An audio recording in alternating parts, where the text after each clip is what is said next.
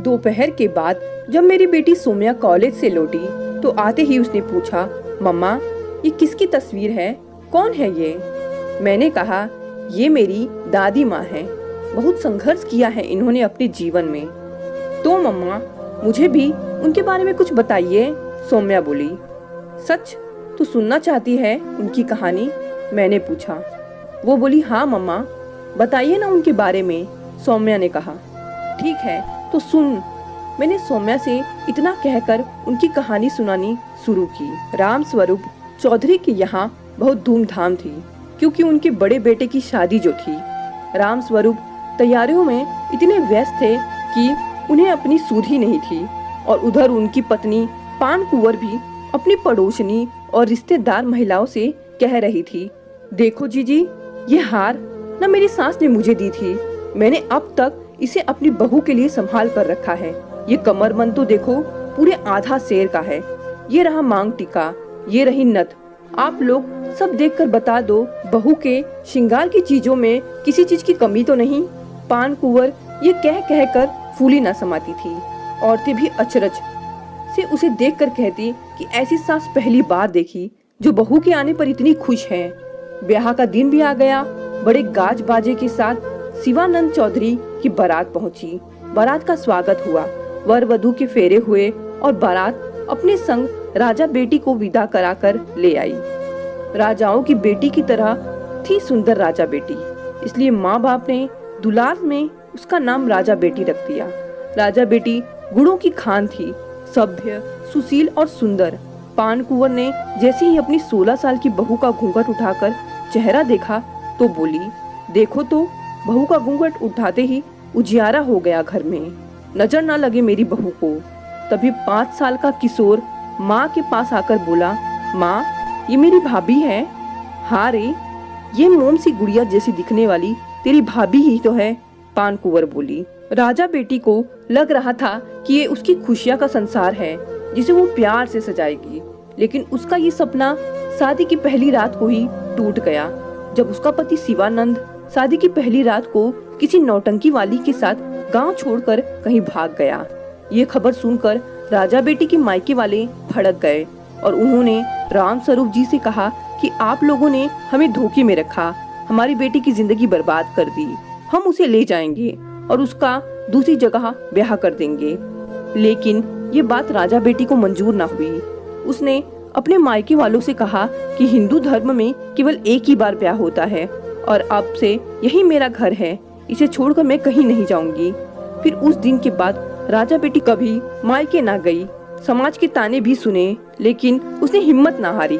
उसने घर की सारी जिम्मेदारियां अपने सिर पर ले ली। खेतों में जाकर मजदूरों को देखना, घर पर सास ससुर और देवर का ख्याल रखना, गौशाला और रसोई की जिम्मेदारी भी उसने सब में अपनी सिर ही ले ली थी।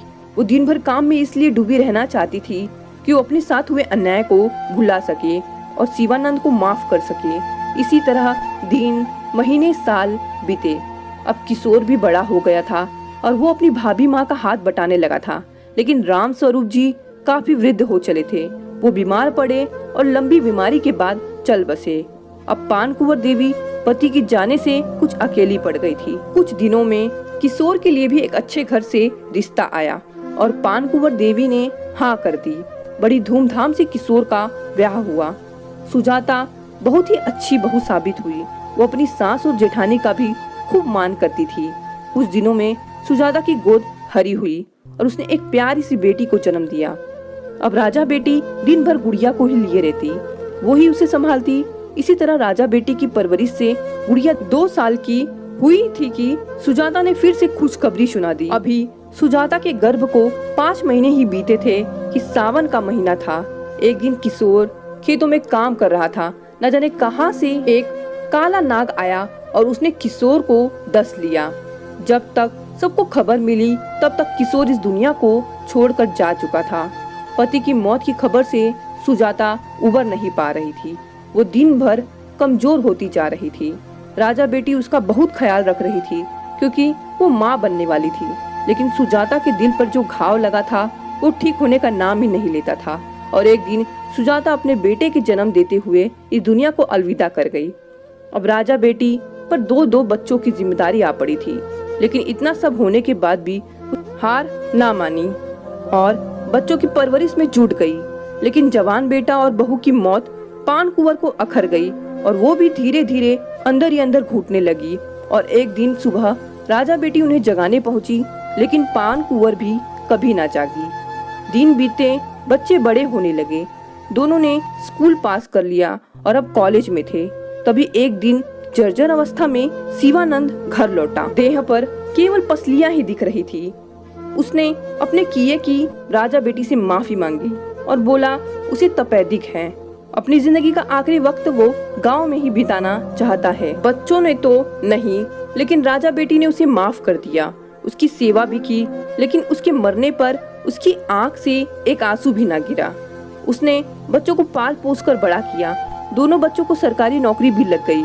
दोनों की शादी होने पर वो नानी भी बनी और दादी भी।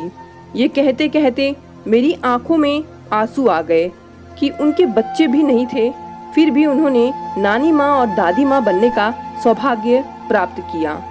सच में मम्मा, आपकी दादी माँ ने बहुत संघर्ष किया है। और ये कहते कहते सोम्या मेरे गले लग गई। दोस्तों, आपको ये कहानी कैसी लगी? कहानी पसंद आई तो इसे लाइक और शेयर करें और चैनल को भी सब्सक्राइब करें।